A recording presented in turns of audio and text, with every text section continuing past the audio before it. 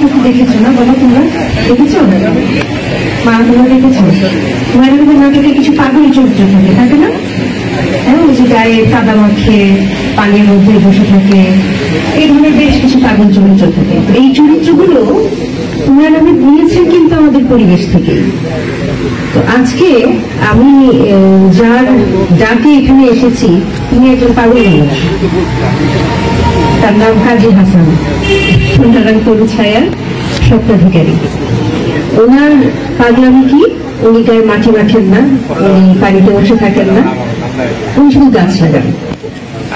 কোন উপলক্ষ থাকলেও গাছ লাগান, বিশ্ব পরিবেশ দিবসেও গাছ লাগান, কোন উপলক্ষ না থাকলেও গাছ লাগান।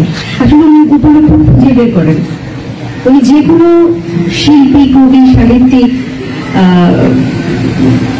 সাংবাদিক, যে কোনো মানুষের জন্মদিন উপলক্ষে উনি গাছ লাগান, যে কোনো মানুষের মৃত্যুর পর গাছ লাগান, কোনো কিছু যখন পান না, তখন কিছু পাচ্ছেন না, সেই উপলক্ষে একটা গাছ লাগান।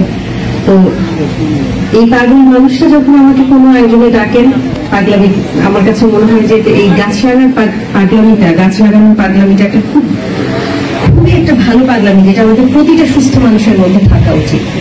প্রতিটা মানুষের মধ্যে এই পাগলামির বীজটা ঢুকিয়ে দেওয়া উচিত, যেটা আমি ওনার ভিতরে আছে। তো ওনার অনুষ্ঠানে আসলে কোনো বিখ্যাত মানুষের প্রয়োজন হয় না আমার ধারণা, কারণ উনি বিখ্যাত মানুষ দিয়ে আসলে উনি অনুষ্ঠান করেন না। উনি অনুষ্ঠান করেন ওনার গাছ দিয়ে, ওনার পাগলামি দিয়ে এবং ওনার ভালোবাসা দিয়ে। তো ওনাকে ধন্যবাদ এরকম চমৎকার একটা আয়োজনের জন্য। আমি অত্যন্ত কৃতজ্ঞ যে নুহাশপল্লীকে এরকম একটি সম্মান জানানো হয়েছে। নুহাশপল্লী হুমায়ুন আহমেদ বানিয়েছিলেনই আসলে শুধু গাছ লাগাবার জন্য, এবং উনি সবসময় বলতেন যে এমন যদি নুহাশপল্লী গড়বার আগে যে এমন একটা জায়গা যদি ওনার থাকতো, যে জায়গার কথা শুনছি, বাচ্চাদের গাছ লাগানোর জায়গা নাই, বা স্কুলে গাছ লাগানোর জায়গা নাই, রাস্তার পাশে গাছ লাগানোর অনেক নিয়ম কানুন আছে, অনেক দিকে হাত পা বাঁধা। শুধু এই ঝামেলা থেকে বাঁচার জন্য উনি বলেছিলেন, আমি ছোট্ট একটা জায়গা কিনবো, ছোট্ট একটা আমার জায়গা থাকবে যেখানে আমি বাগানে হাঁটবো, আর আমি বলতে পারবো যে বাংলাদেশে যত রকম গাছ হয়, ভেষজ, ফলজ, জলজ, যত রকমের গাছ হয়, সব গাছ একটা করে হলেও আমার এখানে থাকবে নুহাশপল্লীতে। এবং সেটা তিনি করে দেখিয়েছেন। মানে কাজী হাসান ভাইয়ের মতো খুব গাছ পাগল শুধু না, উনি অন্য আরো অনেক বিষয় পাগল। তো উনি সব গাছ লাগিয়েছেন। তারপর উনি মনোযোগ দিলেন যে দেশের বাইরে থেকে গাছ, যেগুলো বাংলাদেশের আবহাওয়ায় লাগানো সম্ভব এবং গড়ে ওঠা, মানে সেটাকে বাঁচিয়ে রাখা, সেটার যত্ন করে সম্ভব। তারপর তিনি দেশের বাইরে থেকেও গাছ আনা শুরু করলেন এবং সেই গাছগুলো তিনি লাগালেন। এবং আমি সেলিম ভাইয়ের সাথে একমত যে তিনি যদি আরো কিছুদিন বেঁচে থাকতেন, তাহলে অবশ্যই পৃথিবীর যে কোনো প্রান্তে যে গাছটি বাংলার মাটিতে আসলে টিকে থাকবে, সেই গাছটি ওইখানে থাকতো। অনেকগুলো গাছ আছে যেগুলো আসলে টেকে না, যেমন উনি আফ্রিকান কিছু গাছ ওখান থেকে আনিয়ে উনি লাগিয়েছিলেন নুহাশপল্লীতে, সেগুলো আসলে বাংলাদেশের মাটিতে সেগুলো বাঁচতে পারে না, সেই গাছগুলো শুধু টেকে না।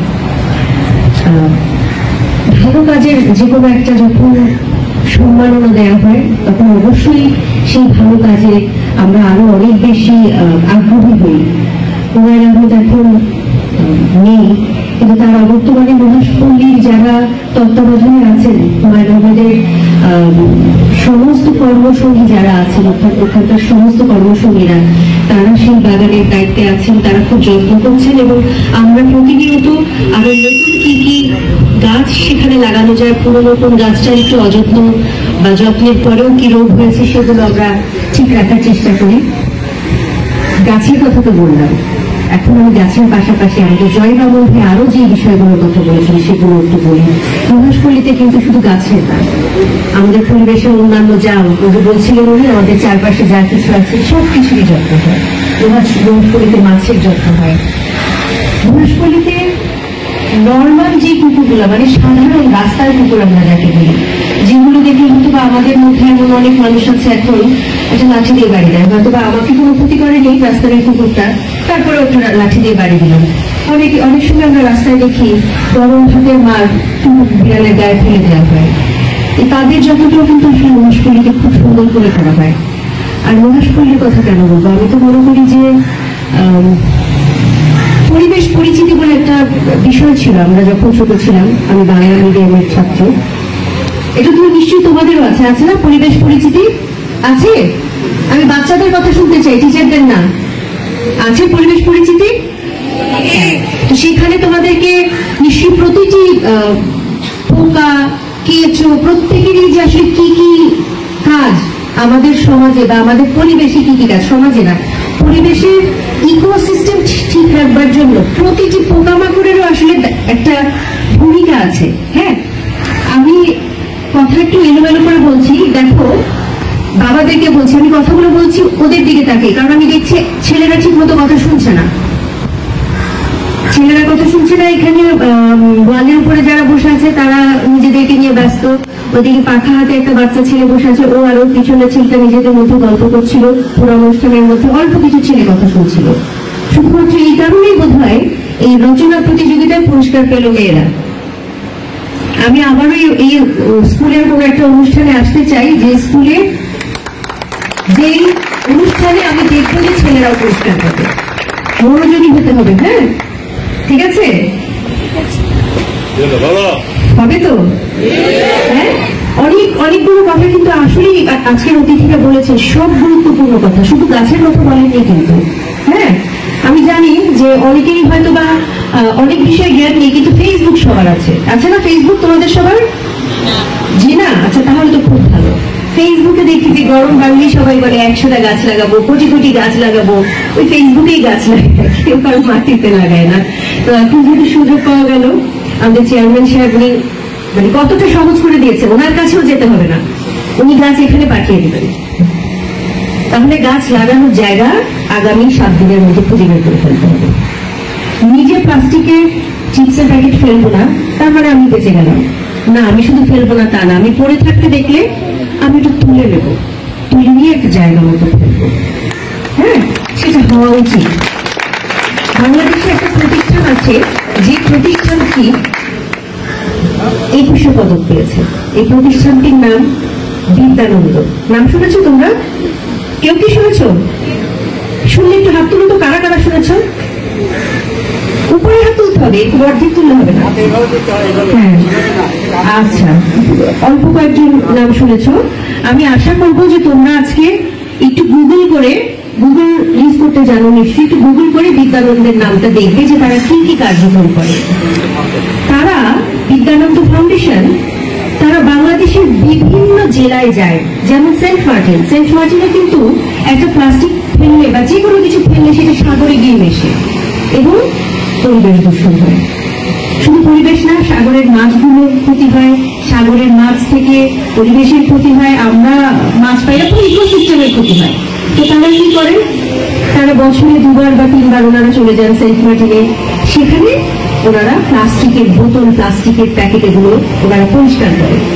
শুধু ওনারা পরিষ্কার করেন, আমরা বেড়াতে গিয়ে আবার ফেলি, আবার ওনারা পরিষ্কার করেন, ওখানকার জনগণ আবার ফেলেন। তখন ওনারা একটা নিয়ম করে দিলেন যে যে যত কেজি প্লাস্টিকের প্যাকেট কিংবা বোতল জমা দিতে পারবে সেই হিসেবে তাদেরকে পুরস্কৃত করা হবে। যেমন 10 কেজি প্লাস্টিকের প্যাকেট দিলে 1 কেজি চাল পাওয়া যাবে, 5 কেজি প্লাস্টিকের প্যাকেট পেলে আধা কেজি পেঁয়াজ পাওয়া যাবে, এরকম একটা নিয়ম করে দিল।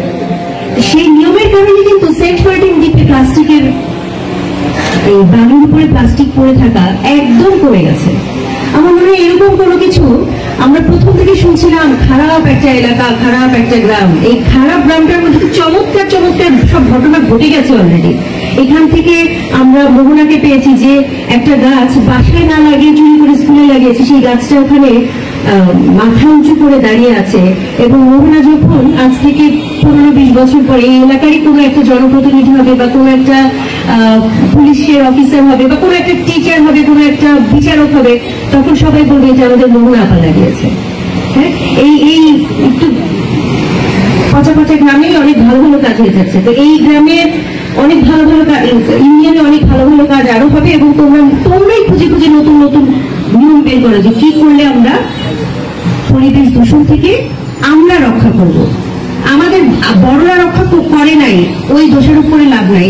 বাবারা এইদিকে শুনতে হবে, একজন অতিথি যাচ্ছেন, ওনার কাজ আছে, ওটা দেখাচ্ছে যে কথাগুলো বলা হচ্ছে সেই কথাগুলো গুরুত্বপূর্ণ, ওগুলো শুনতে হবে, মনে থাকবে না কিন্তু একটু মাথায় থাকবে। হ্যাঁ, নিজেরা খুঁজে বের করো। এবং আমি রচনা প্রতিযোগিতার প্রথম যিনি হয়েছেন তার রচনাটা পাঠ করতে আগ্রহী, আমাকে দিয়ে দিলে আমি পাঠ করবো। আমি আসলে জানতে চাই যে মানে শুধু বইয়ের কথা আছে নাকি নিজের কিছু কথা আছে, সৃজনশীল কোনো কথা আছে।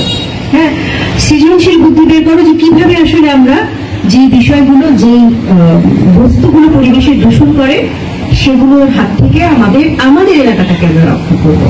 ঠিক আছে? আর সবশেষে চমৎকার সব কথা বলার জন্য আমি জয় ভাবন এবং রফিকুল্লাহ সেলিমকে ধন্যবাদ জানাচ্ছি। অনেকগুলো আমি ভুলে গেছিলাম বলবো, কিন্তু আপনারা বলার পরে এখন বললো বন্ধুদের নকল করছি, এটা বললাম না। আর আমাদের পাগলা ভাই কাজী হাসান, ওনাকে অনেক ধন্যবাদ।